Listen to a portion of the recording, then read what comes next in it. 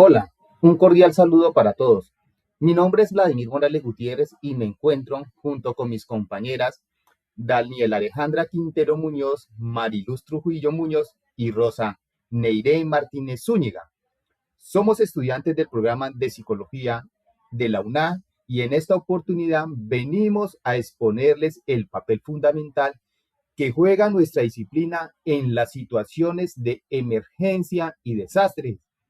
Queremos llevarlos por un recorrido que va desde nuestro rol en el terreno hasta los principios éticos que nos guían. Para dar inicio, le doy el paso a mi compañera Daniela, quien nos responderá a la pregunta: ¿qué hace el psicólogo en emergencias? Hola a todos, bueno, como bien lo mencionó mi compañero Vladimir, yo soy quien les va a hablar acerca del rol del psicólogo. ¿Qué hace esta persona? ¿Cuáles son sus alcances, sus limitaciones y sus responsabilidades ante una situación de emergencia? Bueno, para esto es importante referirnos a autores clave como Carl Slakew, quien en sus postulados sobre los primeros auxilios psicológicos nos indica que el objetivo inicial es restablecer el afrontamiento inmediato. El psicólogo en este tipo de casos no solamente interviene en las crisis de manera reactiva, sino que participa en la recuperación y en el fortalecimiento de la resiliencia comunitaria. Es algo muy clave y muy importante en estas situaciones de emergencias.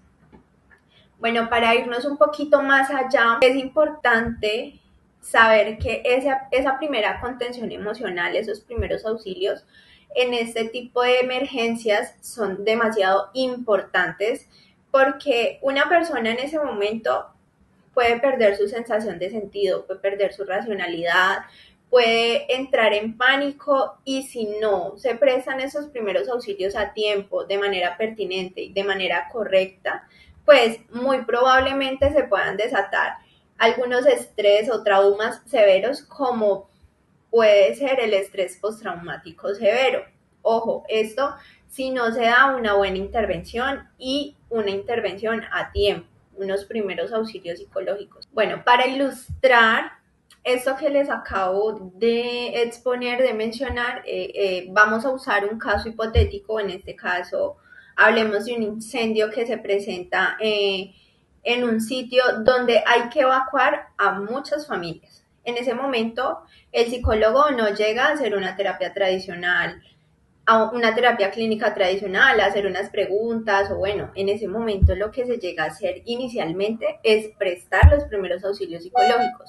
Recordemos que estos se dan en las primeras 24 a 72 horas. ¿Listo? Hablando pues desde este caso hipotético, ejemplo, vamos a prestarle ayuda a una madre que se encuentra súper angustiada, no es una persona que de pronto en ese momento pueda ser racional con su actuar.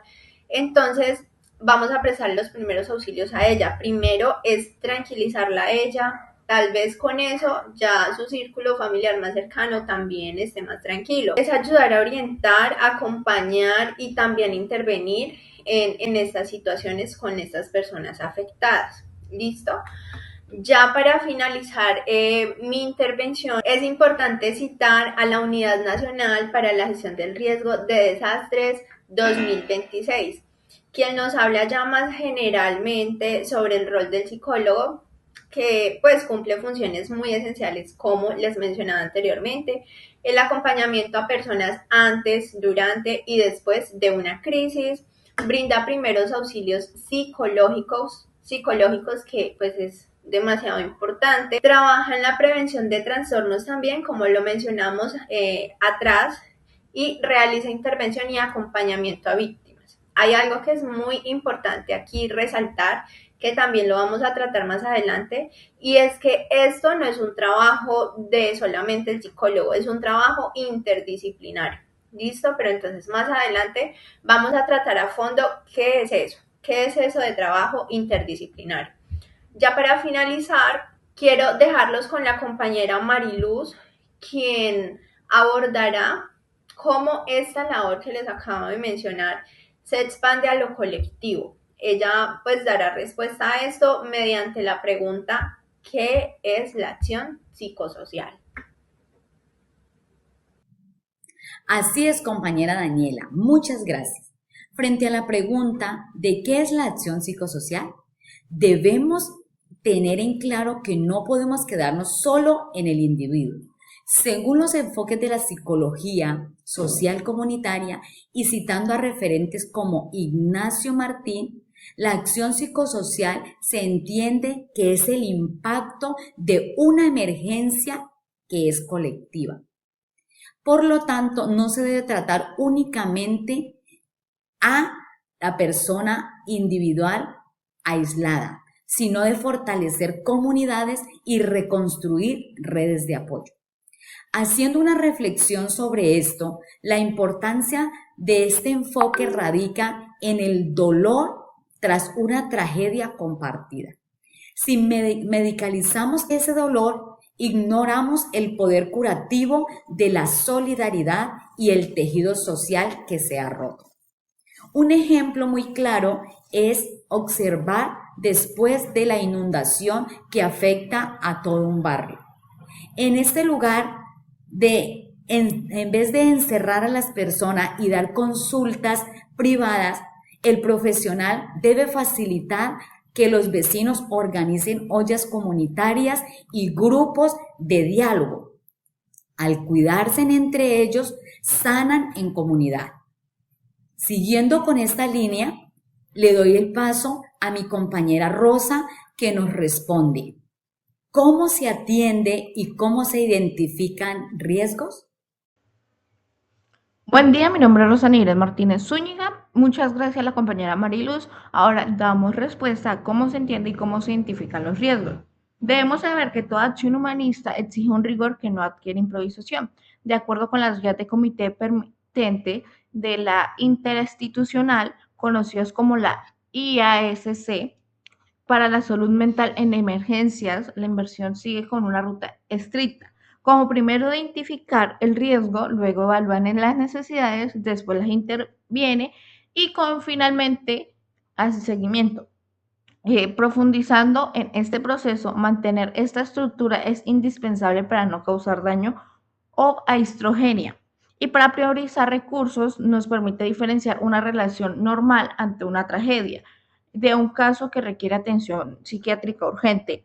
A modo de ejemplo, pensamos en la llegada a un campamento de damnificados, que lo primero que hace es un triaje psicosocial, que si detectamos a una persona que lleva días sin comer y expresamos que ya no quiere vivir, le daríamos más atención inmediata, mientras que a un grupo de jóvenes que con ansiedad leve los canalizaríamos hacia actividades psicoeducativas. Frente a todas estas decisiones surge una duda fundamental que la compañera Daniela nos ayudará a resolver con la siguiente pregunta, que es: ¿qué principios éticos guían la intervención? Muchas gracias.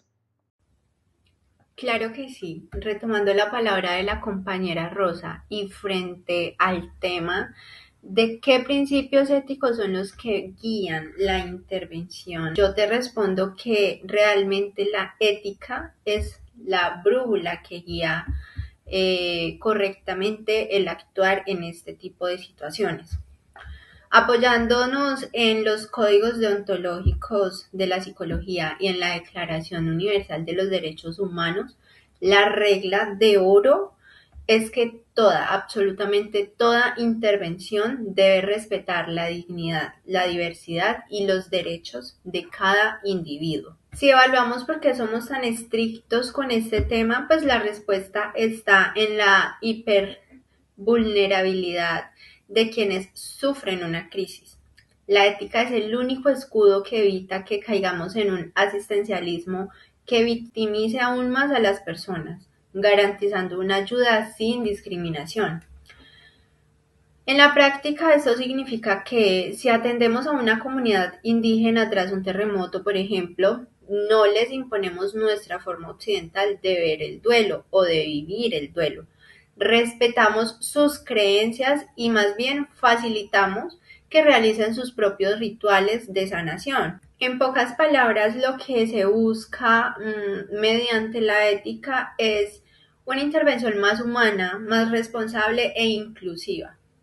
Teniendo en cuenta, pues claro que esta debe realizarse de manera consciente, respetuosa y sobre todo comprometida con el bienestar integral de las personas, de las familias y de las comunidades que han sido afectadas. Bueno, ¿cuáles son esos principios éticos fundamentales que guían realmente pues esta intervención? Según el Manual de Atención e Intervención Psicosocial en en emergencia, teniendo en cuenta la Unidad Nacional para la Gestión del Riesgo de Desastres 2016, uno de esos principios éticos es el respeto por la dignidad y los derechos humanos. Ese es un principio central, pues toda intervención debe reconocer a la persona como sujetos de derecho, evitando la discriminación y, por el contrario, promoviendo la equidad. El segundo principio es la beneficencia y no maleficencia. ¿Esa qué hace referencia? Esto implica que toda acción debe buscar el bienestar del individuo y por el contrario evitar causar daño. Digamos que, bueno, ejemplos de ello son evitar la revictimización, brindar apoyo emocional adecuado, intervenir de manera oportuna. Aquí hacemos énfasis nuevamente en los primeros auxilios psicológicos que son tan importantes. El tercer principio es la confidencialidad. La información personal de las personas afectadas debe ser protegida, incluso en contextos de emergencia. Eso es importante porque las personas pueden estar en un estado extremo de vulnerabilidad y el hecho de compartir información sin control puede generar daño emocional o social. Pero acá yo creo que entra algo demasiado importante y es el consentimiento informado. Es demasiado importante que aunque en este tipo de situaciones que son de emergencia, son urgentes, como psicólogos no se puede dejar de lado el consentimiento informado. Hay que hacer mucha claridad con las personas qué tipo de temas se van a hablar, de qué manera se va a intervenir, qué información se puede o no usar para aportar en la intervención, ¿sí? Cuarto principio, la competencia profesional. Los profesionales deben actuar con formación, preparación y con habilidades adecuadas. Esto es demasiado importante. El manual indica la necesidad de equipos plenamente capacitados, protocolos de intervención, diagnóstico psicosocial adecuado, esos protocolos de intervención. Bueno, acá también es importante tener en cuenta la ruta de atención establecida en el manual. Es demasiado importante tener cada paso muy en cuenta para una adecuada intervención y por ende un diagnóstico psicosocial adecuado. Listo. Otro de los principios es la responsabilidad y el trabajo interdisciplinario. Como se les mencionaba anteriormente, la atención en emergencias no es individual, sino que es un trabajo colectivo. Se trabaja con otros profesionales en distintas áreas. ¿Qué implica esto? Una coordinación entre profesionales, una integración de diferentes áreas, ejemplo, el área de la salud, el área social, el área comunitaria y un compromiso ético con la población. Otro principio importante son los principios operativos: inmediatez, proximidad y simplicidad. ¿Esto qué? ¿Esto qué significa o a qué hace referencia? Pues estos principios orientan cómo debe hacerse la intervención. Inmediatez, se debe actuar rápidamente. La proximidad, se debe intervenir cerca del lugar del evento. Y la simplicidad es usar estrategias claras y prácticas, pues teniendo en cuenta que esto es una situación de urgencia. Ya para finalizar, algo que es demasiado importante y no se puede dejar de lado jamás es el autocuidado profesional. Es un aspecto que muchas veces se ignora, pero créanme que es demasiado, demasiado importante. Pues acerca de eso, el manual nos indica que los equipos de respuesta deben implementar estrategias de autocuidado, ya que están expuestos a estrés, a sobrecarga emocional, a impacto psicológico. Todos deben aplicar este principio de autocuidado. Es muy importante porque uno implicado en ese tipo de situaciones tiende a verse afectado, entonces es muy importante no dejar de lado el autocuidado profesional. ¿Listo? Esto ayuda a mantener la calidad de la intervención y además a proteger la salud del profesional. Y ya para cerrar este análisis, le doy la palabra a mi compañero Vladimir, quien nos responderá a nuestro último interrogante o apartado. ¿Por qué es necesario trabajar con otros profesionales? Esto es muy importante porque aquí vamos a hablar del trabajo interdisciplinario y la transdisciplinariedad. Así que atentos.